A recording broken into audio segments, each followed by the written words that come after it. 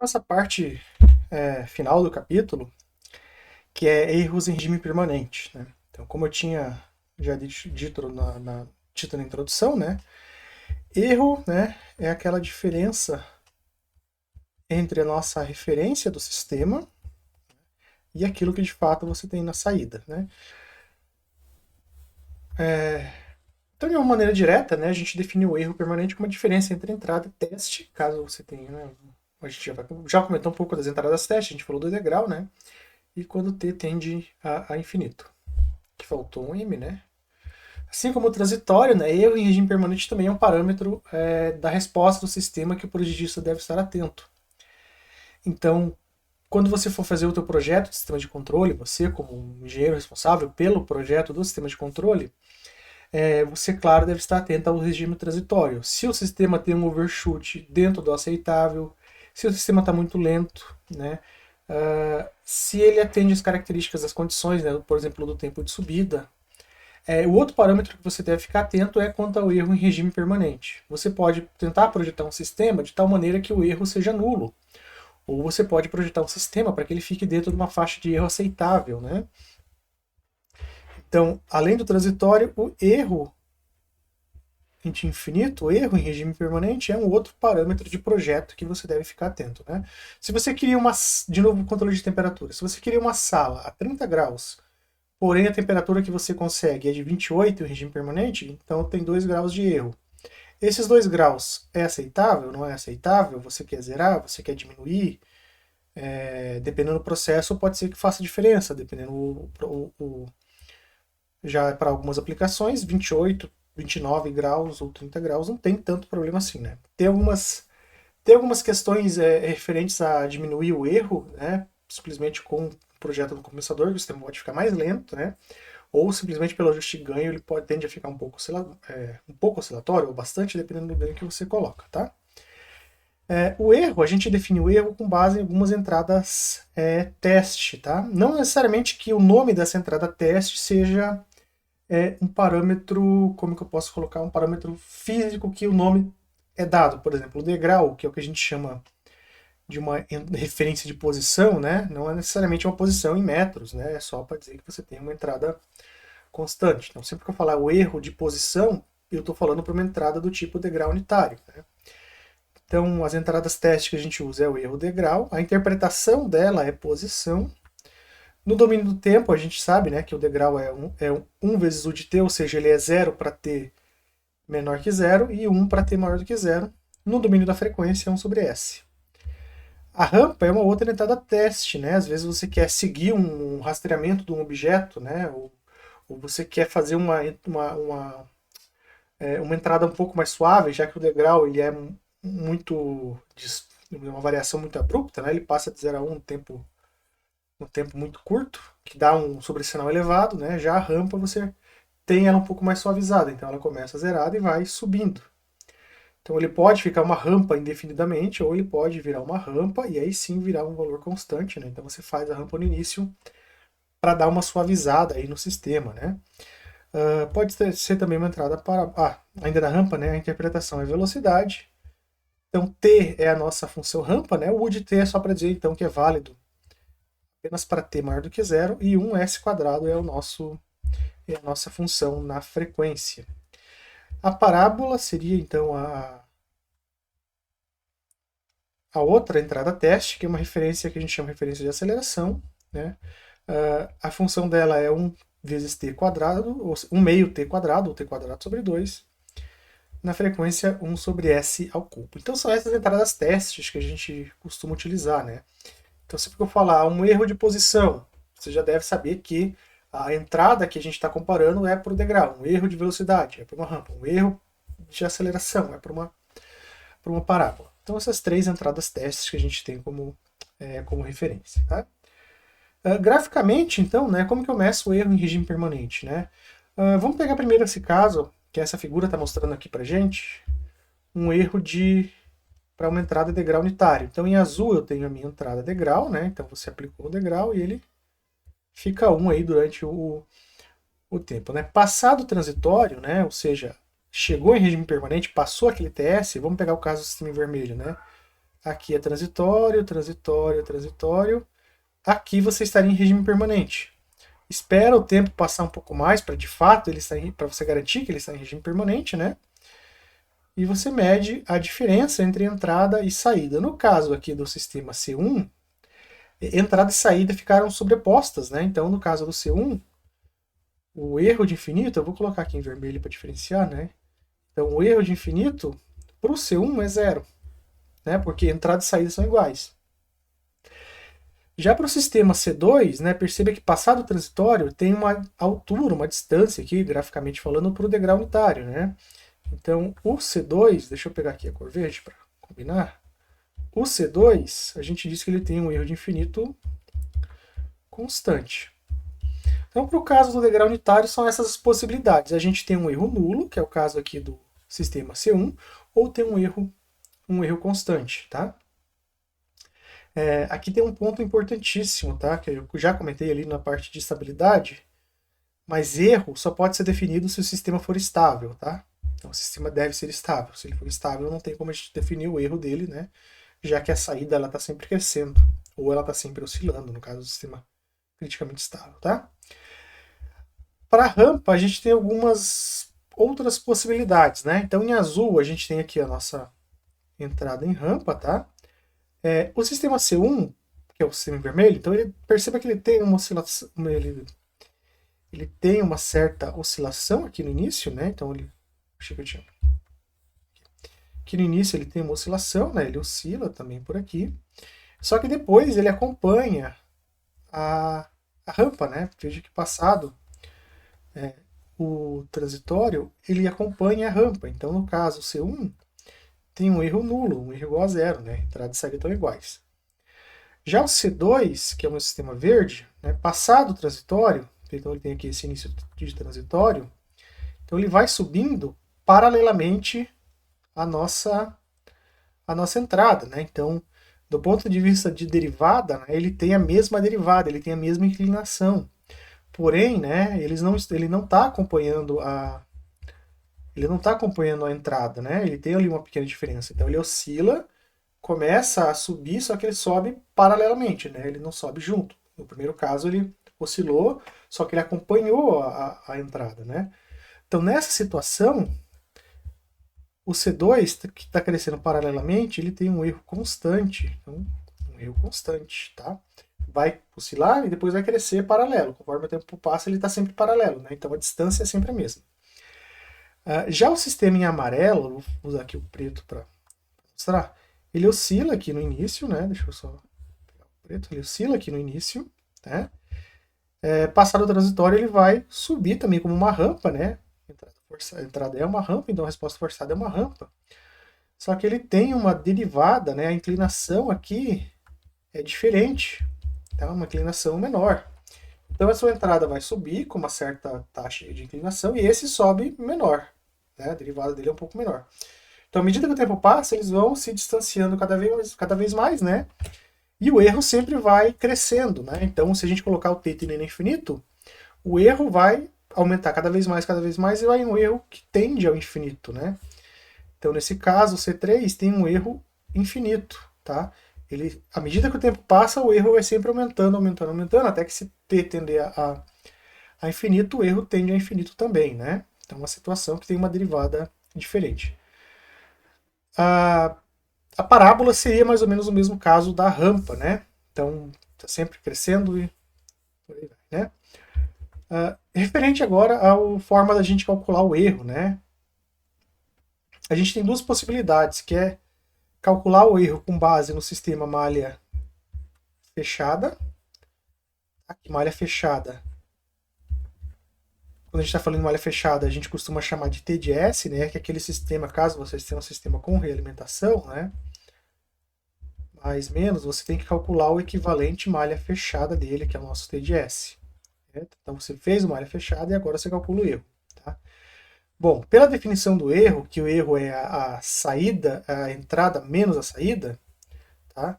Então a gente aplicou o degrau unitário no nosso sistema equivalente malha fechada, tá? E aqui a gente tem a saída, correto? Para a gente calcular o erro, que é entrada menos saída, a gente vai pegar aqui a nossa referência e vai realimentar para um subtrator para de fato ter o erro. Né? E assim a gente tem a nossa definição do erro, R de S menos C de S. Porém, né, o C de S é a referência vezes a função de transferência. Então a gente consegue escrever o erro, né, já em função da entrada, que é 1 menos, R de S e 1 menos T de S. Então esse é o erro no domínio da frequência, tá? No domínio S, no domínio de Laplace, né, seja como tu queira chamar.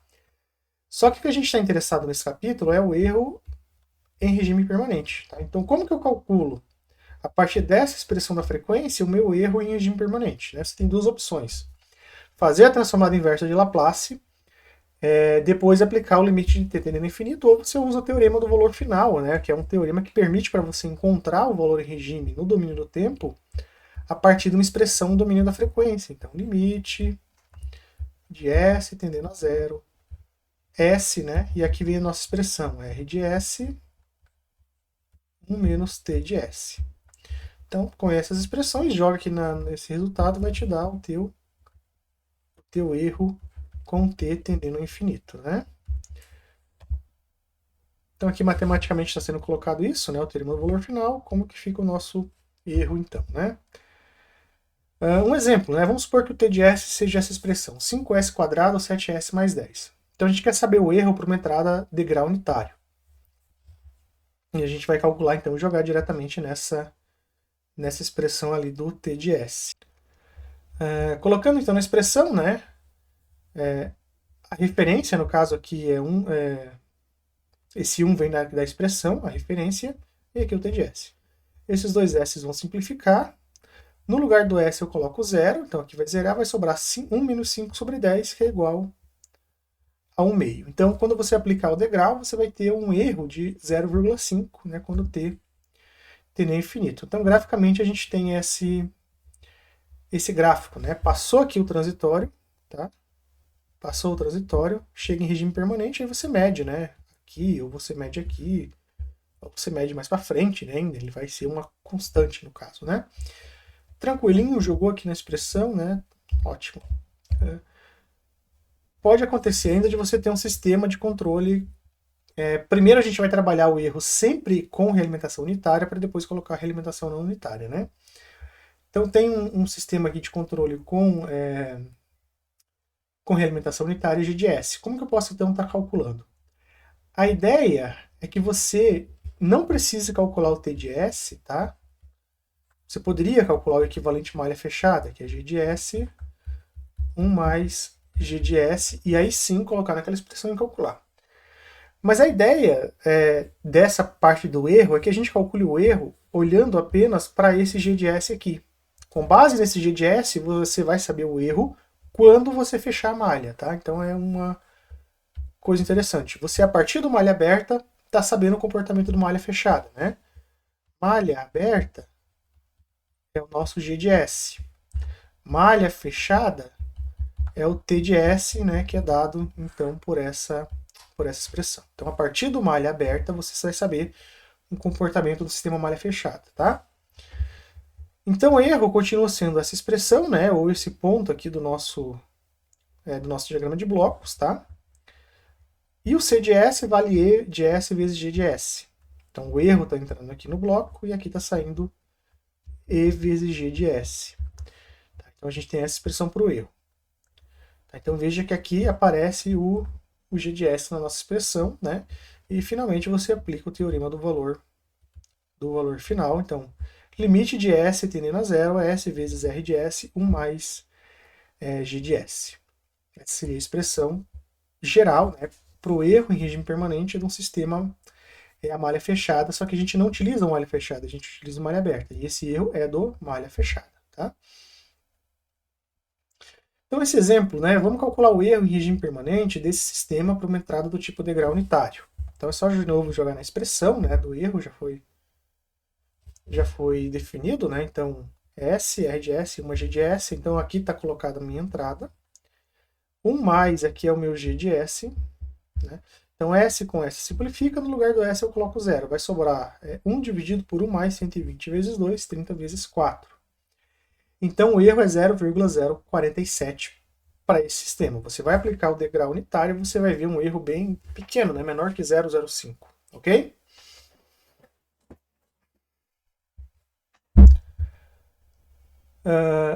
Vamos então tentar determinar agora o erro para os sistemas, para as diferentes entradas testes que a gente tem, né? No caso é a rampa, o degrau e a parábola. Tá?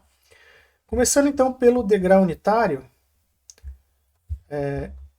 considerando então o 1 sobre S como degrau unitário, S com S simplifica, eu tenho só que para o degrau unitário, esse aqui vai ser o meu erro em regime permanente.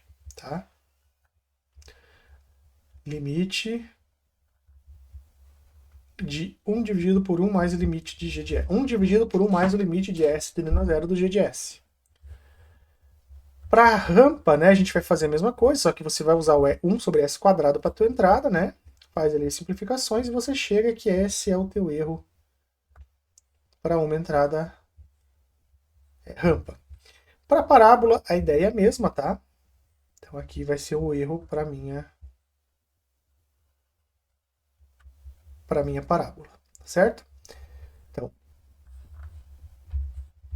esse aqui é o meu degrau. Essa é o meu erro para uma entrada rampa.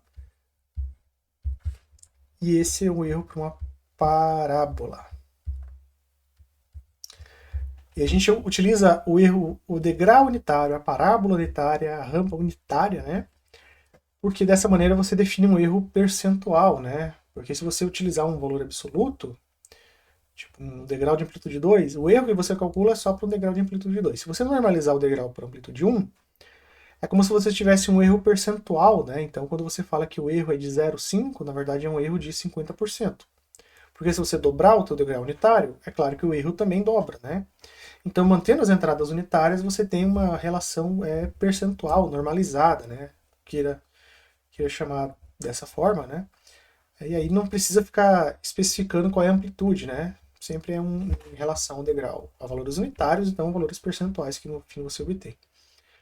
Note que você não precisa calcular tudo, né? Você precisa calcular só o limite do S tendendo a zero do G de S, no caso do degrau, o limite do S vezes G de S para rampa e o S quadrado G de S para parábola. Você não precisa mais usar expressões, sabendo a entrada e sabendo a expressão, veja que não precisa fechar malha, não precisa de muita coisa, né? Ficou bem simples o erro dessa maneira. Como esses parâmetros ali estão sempre dividindo, né? A gente costuma agrupar esse limite do G de S como nossas constantes de erro, né? Então aí vem uma definição importante de constantes de erro. O Kp, que é a constante de posição, que é para um erro degrau unitário. O Kv, que é uma constante de velocidade, ou seja, o erro para quando a entrada for uma rampa. E o Ka, que é a nossa outra... Aqui seria Ka, eu acabei tendo um erro de digitação, aqui é Ka, né? Que é a constante de aceleração para um erro devido a uma parábola unitária, né? Então, simplesmente a gente pega aquela parcela do denominador que depende do G de S e separa isso, né? E diz o quê? Que o nosso Kp é o limite de S tendendo a zero do G de S. Então, se você quer calcular o erro, é só você, no lugar da expressão, você colocar o Kp. O Kv é a expressão que estava dividindo ali vamos voltar aqui. Que estava dividindo o denominador, né? Então, esse aqui é o nosso Kv. E, por fim, esse aqui é o nosso Ka. Quer calcular o erro a partir do Kv? É 1 dividido por Kv. K é a mesma ideia, né? Então, S quadrado G de S. Quer calcular o erro devido à aceleração? Aqui é Ka, tem digitação de novo, é 1 sobre K. Então, Kp, constante para quando a entrada é um degrau. Kv, constante de erro para quando a entrada é uma rampa. E Ka, constante de erro para quando a entrada for uma parábola. Tá? Note que fazendo isso, né, é interessante porque agora você tem uma maneira de quantificar o erro, né? Você não vai mais tratar o erro 0,5, 0,03. Você trata ele agora como uma constante de erro. E isso te dá uma sensação um pouco, não seria bem a palavra sensação, mas te dá uma ideia melhor de como se comporta o erro, né? Então, se a constante de erro é 10, 1000, 100, 10.000, você já consegue saber se o erro é grande ou pequeno, né?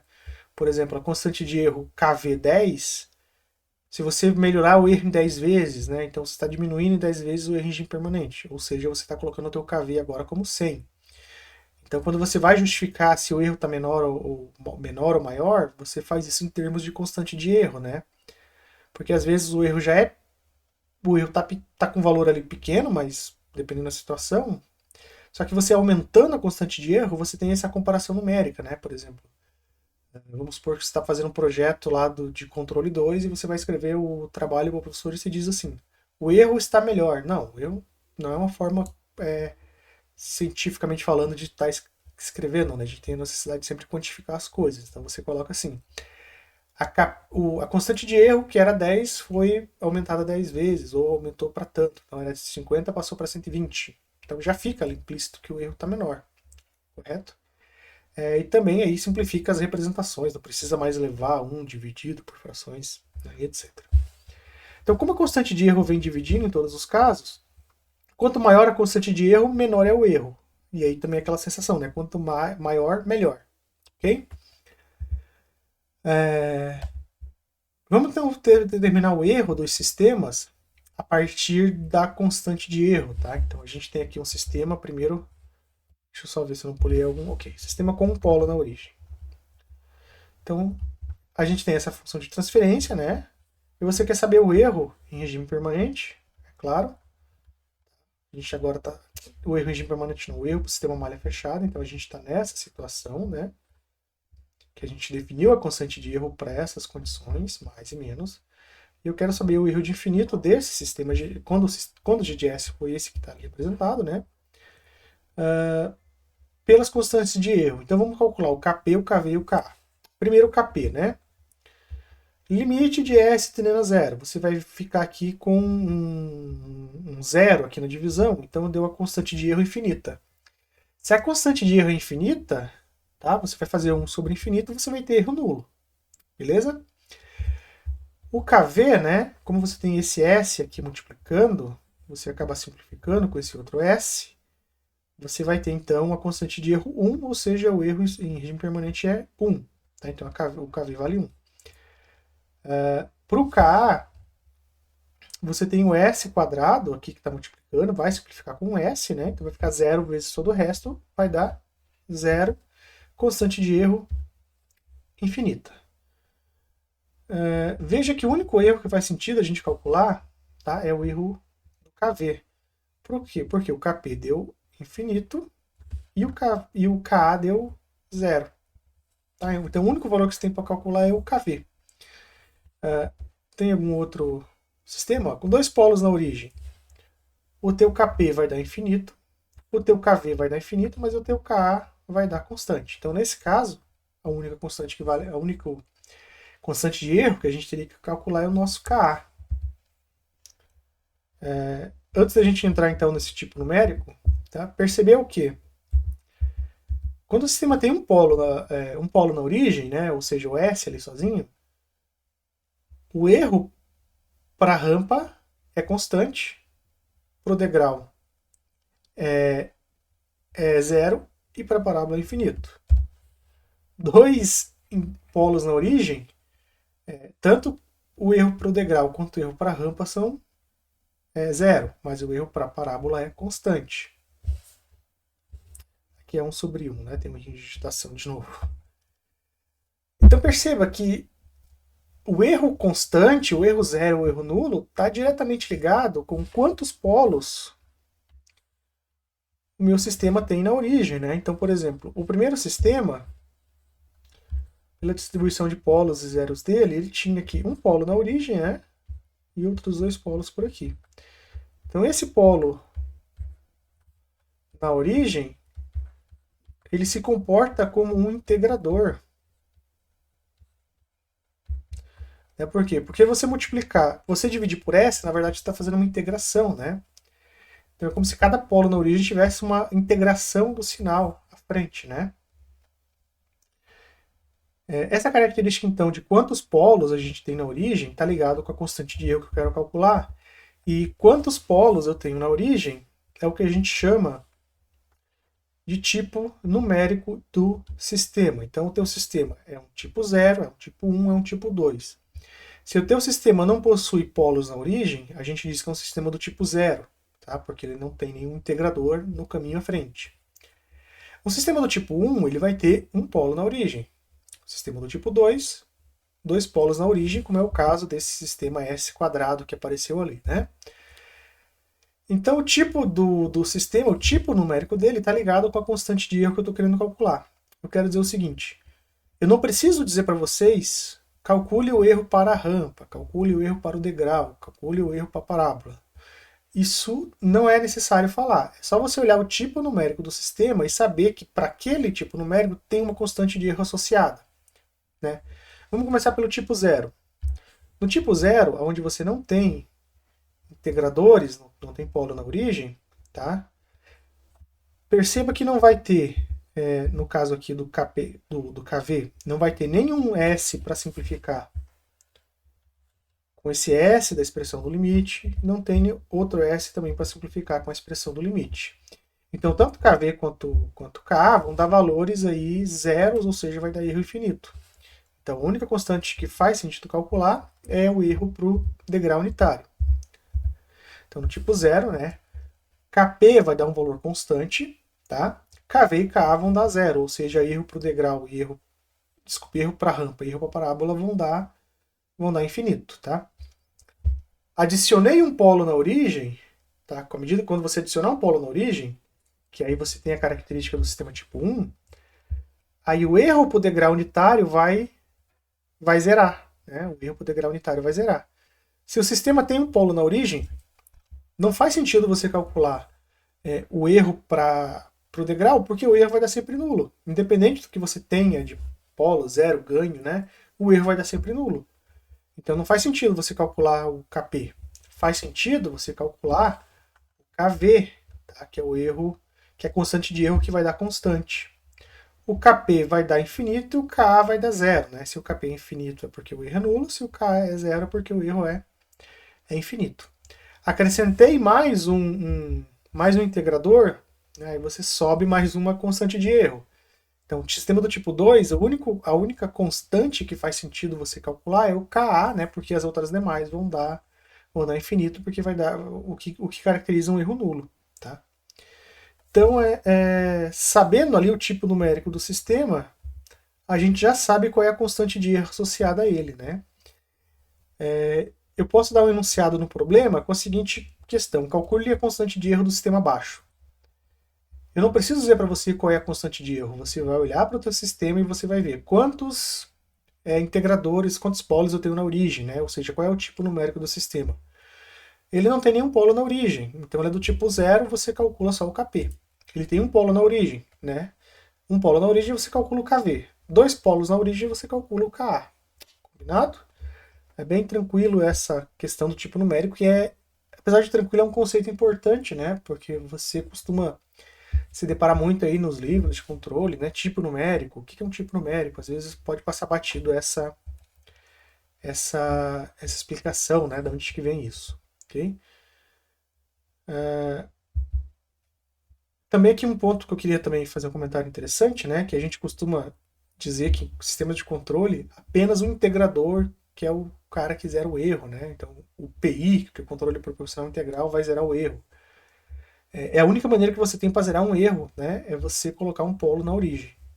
Então, eu tenho aqui uma entrada de grau unitário, com um erro de 0,5, como que eu posso fazer para zerar esse erro? O único jeito que você tem para zerar o erro é colocar mais um polo na origem. Então você faz isso por intermédio do controlador. Sem o polo na origem, você pode chegar assim muito perto de zerar o erro. Tem um erro ali de 0,00001, mas exatamente zero você não consegue atingir essa marca, né? Então, por isso que a gente costuma dizer que o controlador, que o integrador, o controle integral, né, é o único que vai te zerar o erro, é devido a essa questão do tipo numérico, né? Os demais te dão ali, por exemplo, um atraso de fase que não coloca o polo na origem, tá? Ou você simplesmente ajustando o ganho, você vai conseguir diminuir bem o erro, mas não vai chegar ao erro nulo, né? Aí depende do projeto que você tem, certo? Erro devido à perturbação. Isso aqui é outro parâmetro muito importante que você tem aí para sistemas de controle, que é você pode projetar o teu controlador para rejeitar perturbações, tá? Pode ser um ruído, pode ser alguma outra interferência no teu sistema, tá? Mas é um erro que pode estar localizado aqui entre o sistema G1, que aqui geralmente é o nosso controlador, né, e a nossa planta. Tá? Entre o G1 e a planta. E qual que é o efeito dessa perturbação? Né? Ele vai modificar a saída. Então você pode, por exemplo, projetar um controlador para zerar o erro para a entrada, porém, né, quando você tem uma perturbação, o erro não é nulo. Ou você pode fazer o contrário. Você pode, com um controlador, fazer um controlador que rejeita perturbações, mas ele não vai zerar o erro para a entrada. Para fazer as duas coisas, tem que usar dois controladores, né? Então o problema fica um pouco mais complexo, tá? Só que aqui, de novo, para sistemas de controle 1, a gente vai estar interessado mais em determinar qual é o erro, calcular o erro, né? Como que você faz para zerar, aí é controle 2, né? O pior caso dessa perturbação é a perturbação de grau, né? De novo, é uma perturbação que ela está sem perturbação, de uma hora para outra você põe a perturbação, aí causa uma forte oscilação na saída. O jeito simples, então, da gente calcular esse erro, tá, é você dividir o erro em duas partes. Você pegar o teu erro total, então vamos chamar de erro de infinito, o erro devido à entrada, mais o erro devido à perturbação. O erro aqui, esse erro aqui devido à entrada a gente já sabe calcular, que é o que a gente já vinha fazendo. O erro devido à perturbação é o que a gente vai tentar encontrar alguma expressão, né? Bom, mas como que eu calculo isso separado? É só você aplicar o princípio da superposição. Você tem duas entradas, né? Se você quer o erro devido ao RDS, você vai zerar a tua perturbação. Se você quer o erro devido à perturbação, você vai zerar o RDS. No final, você soma os dois efeitos. Então, esse E de R, a gente já, vou colocar assim, já sabe, porque é o que a gente mostrou aqui, né? Como que calcula. Então, a gente só precisa determinar o erro devido à perturbação.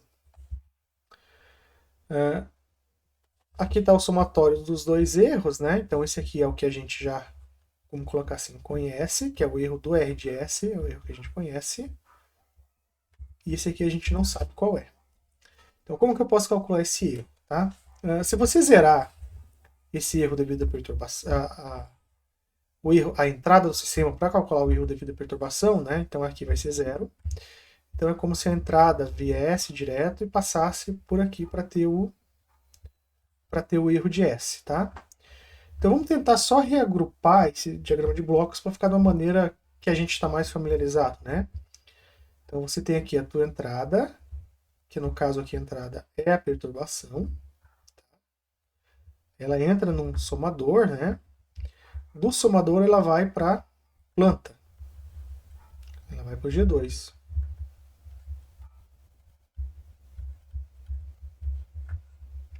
Saindo do G2GS, eu tenho C de S, mas como aqui ele está passando reto, né? Ele não passa agora pelo subtrator, já que a entrada da referência é nula, ele vem direto para cá, é o mesmo E de S.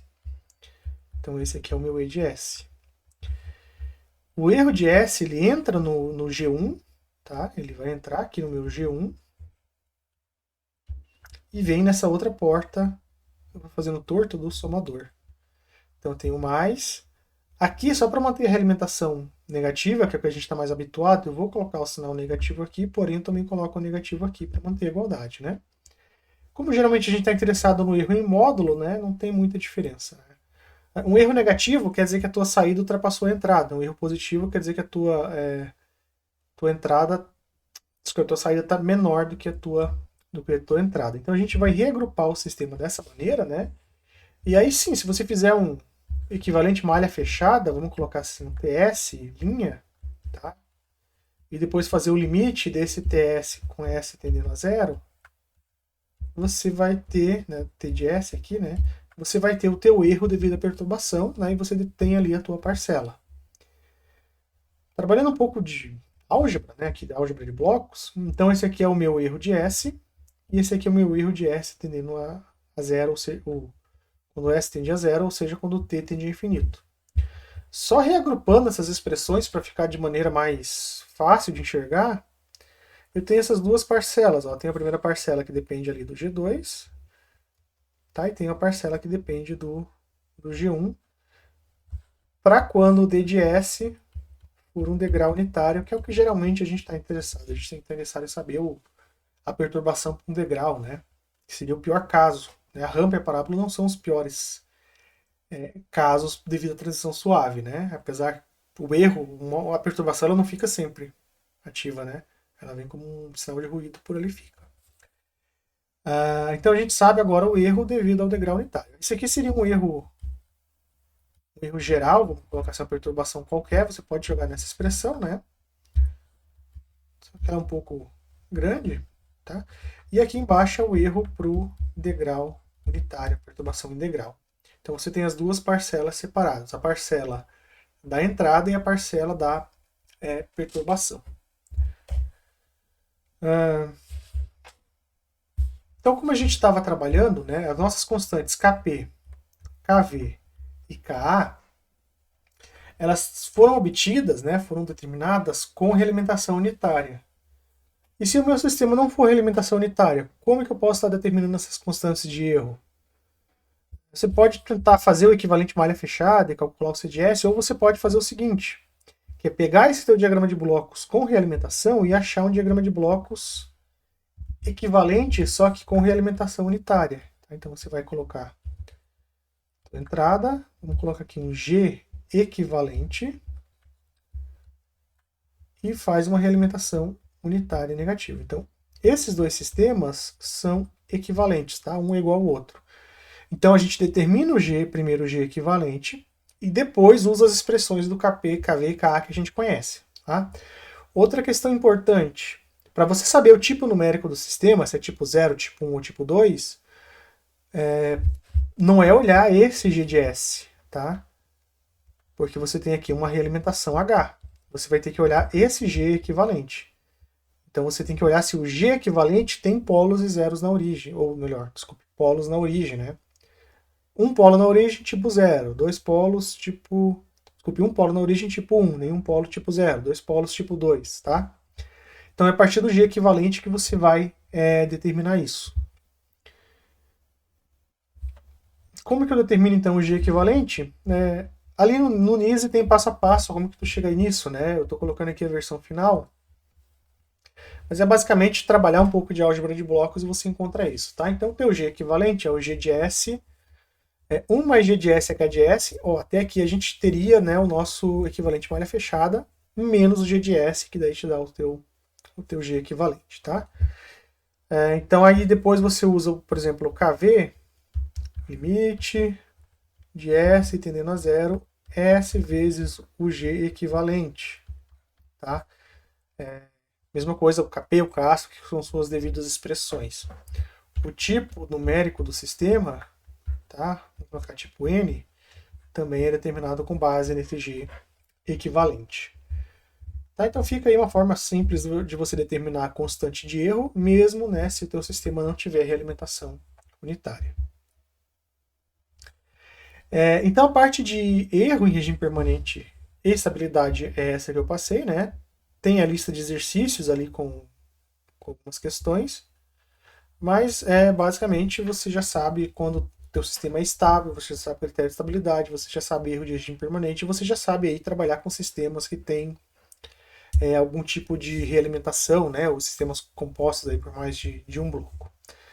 Embora esse capítulo não seja talvez tão extenso, né, depende da forma como é passado, tem bastante coisinha, né, mas a possibilidade de exercícios e combinações que proporciona essa parte de erro e essa parte de estabilidade é bem interessante, né? Então tem ali alguns problemas um pouco mais complexos do que simplesmente os capítulos que a gente já tinha visto antes, que é de modelagem, estabilidade, tá certo?